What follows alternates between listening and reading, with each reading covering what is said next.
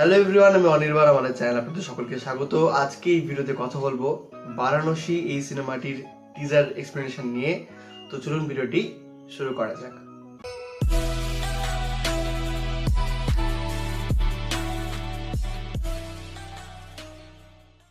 তো বারাণসী এই সিনেমাটার ট্রেলার প্রায় 2-3 দিন আগে এসেছে এবং আমার কি বলবো, অত্যন্ত আমি ক্ষমা প্রার্থী আপনাদের কাছে যে আমি এটা রিভিউ করতে পারিনি। এমনকি ট্রেলার যেদিন এলো তারপরের দিনই আমার করার কথা ছিল, সেদিনও করতে পারিনি, এক্সপ্রেশন আনতেই পারিনি। তো আমি এই ভিডিওতে মোটামুটি এই রিভিউ এক্সপ্লেনেশন একটা প্রেজেন্ট করতে চলেছি আপনাদের সামনে। প্রথমত আমি যদি ট্রেলার কেন বলছি, বাবা ট্রেলার বেরিয়েছে মুখ দিয়ে, যেহেতু এত বড় টিজারটা করেছে, প্রায় 4.5 মিনিটের টিজার হয়েছে এবং যার ফলে যতবারই বলতে যাচ্ছি বারবার মুখ দিয়ে ট্রেলার বেরিয়ে আসছে। যাই হোক, তো টিজারটা দেখুন, এর স্কেলটা কিন্তু হাই, খুব হাই করা হয়েছে। হ্যাঁ, রাজামৌলি সিনেমাতেও সেই বাহুবলীর পর থেকে স্কেল তো হাই রয়েছেই। ও বাহুবলীর পর তো আবার একটাই সিনেমা বেরিয়েছে, ট্রিপল আর। যাই হোক, তো এই সিনেমাটা এই যেরকম ভিজুয়ালস বা এই যেরকম কনসেপ্ট, সেটা কিন্তু বেশ একটা ইন্টারেস্টিং কনসেপ্ট হতে চলেছে এবং সাইফাই আর যে মাইথোলজি, এই দুটো বিষয়কে যে মিলিয়ে দেওয়া হয়েছে, হ্যাঁ, সেটা কিন্তু বেশ ইন্টারেস্টিং লাগছে। এবং এতদিন পর্যন্ত আমরা জানতাম যে এই সিনেমাটা হয়তো একটা অ্যাডভেঞ্চার সিনেমা হবে। কারণ এটার নাম হচ্ছে গ্লোব টোটার মানে হচ্ছে যে আর কি জগতে ঘুরে বেড়ায় বা বহু ঘুরে টাইপের একটা কথা, ওয়ার্ড এখানে আমরা বলতে পারি গ্লোব টোটার মানে তাই। কিন্তু এবার যেটা উল্লেখ করা হয়েছে টাইম টোটাল। এবার টাইম টোটাল মানে যে টাইম ট্রাভেল করবে, তো সেই জন্যই বলছি সাইফাই এবং মাইথোলজি দুটো কিন্তু জড়িয়ে রয়েছে। এবার এই গোটা ট্রেলারটা যদি আমি আবার ট্রেলার বললাম, দেখুন গোটা ট্রেলারটা যদি ভালো করে দেখি বা গোটা টিজারটা, তো এখানে যেটা দেখানো হচ্ছে যে একটা টাইম ছিল বারাণসীতে, প্রায় 500 CE এরকম টাইম, এবং সেই সময় একটা যজ্ঞ বা একটা কি হয়েছিল। এই সময় 2027 CE-তে, অর্থাৎ যে বছর আর কি রিলিজ হতে চলেছে রাজামৌলি সিনেমাটা, এই বারাণসী, সে বছরই একটা অ্যাস্টেরয়েড, সেটা থেকে একটা কি বলবো, একটা অ্যাস্টেরয়েডের ড্রপ হোক বা যাই হোক, ওটা তো উপর থেকে আসছে, ওটা যেটা নিয়ে আসছে সেটা আবার অ্যান্টার্কটিকাতে পড়ছে, ওই রস যে আইসবার্গ রয়েছে সেখানে।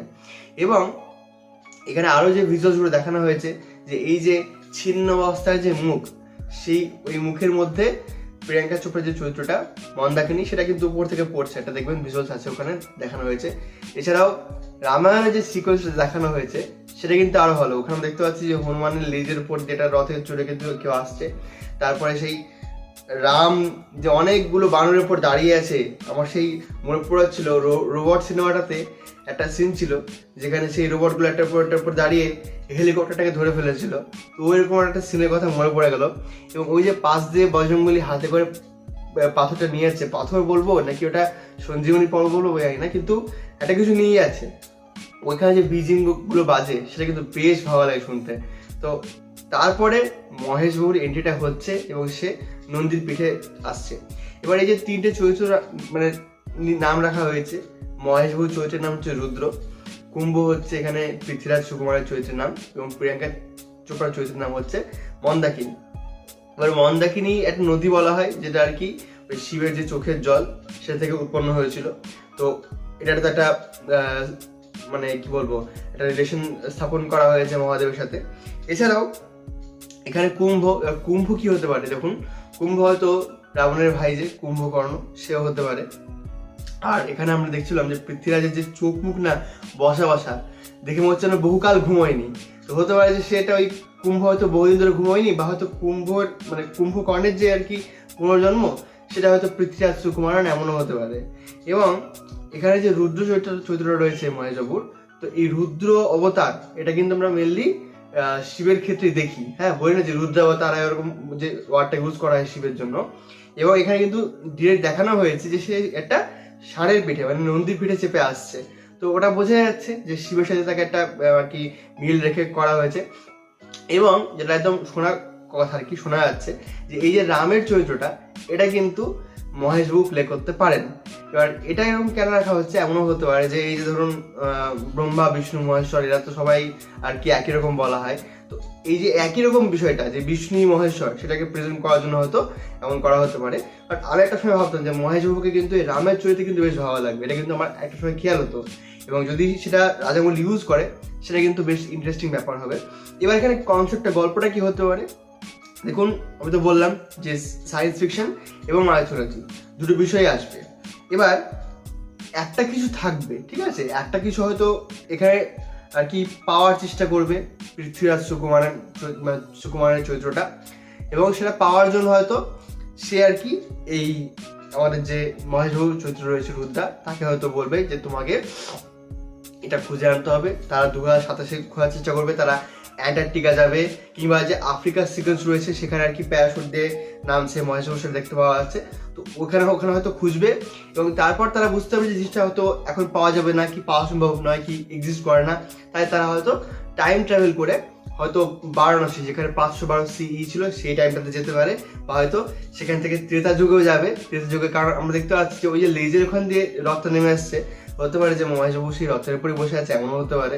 তো গল্পটা কিন্তু খুব ইন্টারেস্টিং করতে চলেছে তারা। হ্যাঁ, গল্পটা যেটা মানে আসবে সেটা কিন্তু ইন্টারেস্টিং হবে, কিন্তু প্রেজেন্টেশন, এই যে ভিএফএক্স এর কাজটা, আমি কিন্তু শুনলাম যে প্রডিউসার বলেছে, প্রডিউসার না, সম্ভবত MM কিরাওয়ানি বলেছেন যে এই যে গোটা ট্রেলারটা তৈরি হয়েছে, গোটা টিজারটা তৈরি হয়েছে, এটা করতেই তাদের প্রায় 7 থেকে 8 মাস কি তারও বেশি লেগেছে, শুধু ভিএফএক্স AI দিয়ে যেভাবে তৈরি করা হয়েছে। স্টার্টিংটা দেখে বোঝা যাচ্ছিল যে AI রয়েছে, এবং তারপরে কিন্তু মহেশবাবুর ওই পোশাকটা ওটা আর কি ন্যাচারাল, বাকিটা কিন্তু পুরোটাই ভিএফএক্স AI এর কাজ রয়েছে।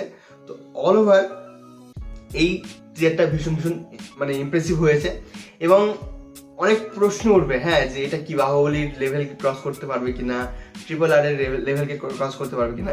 দেখুন, আমার যেমন মনে হয় যে RRR কখনোই বাহুবলীর উপরের ছবি নয়। হ্যাঁ, RRR এর লেভেলটা কম, বাহুবলী হচ্ছে রাজামৌলির আর কি ম্যাগনাম ওপাস। এবার তার উপরে যদি করতে হয়, তার থেকেও যদি ভালো কিছু করতে হয়, সেটা কিন্তু শুধু হিস্ট্রির মধ্যে তার রাখা যাবে না, এবার জট তাহলে মিক্স করতে চাইছে, সেই জন্যই। তাই জন্য সাইফাই আছে, মাইথোলজি রয়েছে, দুটো বিষয়কে যেভাবে নিয়ে আসছে রাজামৌলি, সেটা কিন্তু ভীষণ ইন্টারেস্টিং। এবং যেটা কি আরেকটা অভিযোগ করা হয় যে রাজামৌলি খুব সময় নিয়ে সিনেমা বানায়, যেটা আমার আর আমার চ্যানেলে যেটি পার্টনার রয়েছেন আমাদের মধ্যে কিন্তু আলোচনা হচ্ছিল যে 5 বছর ধরে একটা সিনেমা বানাচ্ছে, বাট 5 বছর ধরে যখন বানাচ্ছে একটা কিছু বিশালে হয়তো করবে। হলিউডে তো এরকম সিনেমা হামেশাই হয়ে আসছে, 1 বছরের মধ্যে তৈরি করে দেয়, কিন্তু আমরা যে ইন্ডিয়ান যারা আছে পরিচালকরা, তারা যে কম পয়সাতে যেটা করে, ওরা হয়তো 2000 কোটিতে একটা সিনেমা বানায়, আমরা সেটা হয়তো 200 কোটিতে বানিয়ে দিতে পারবো। তো ভারতে কিন্তু সেই ব্যাপারটা রয়েছে।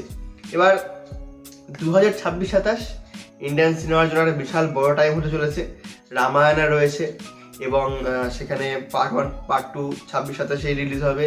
তার সাথে ব্রহ্মাস্ত্র যদি আসে, আমি জানি না ব্রহ্মাস্ত্র মানে কবে হবে, কিন্তু ব্রহ্মাস্ত্র যদি আসে সেটা তো ওই 26-27 এরকম টাইমে আসার কথা। এবং আল্লু অর্জুন আর অ্যাটলিস্ট যে ছবিটা, সেটা তো একটা সায়েন্স ফিকশন ছবি, আমরা দেখেছিলাম, তার অ্যানাউন্সমেন্ট হয়েছিল, সেটা ওরকম 26-27 এরকম টাইমে আসবে।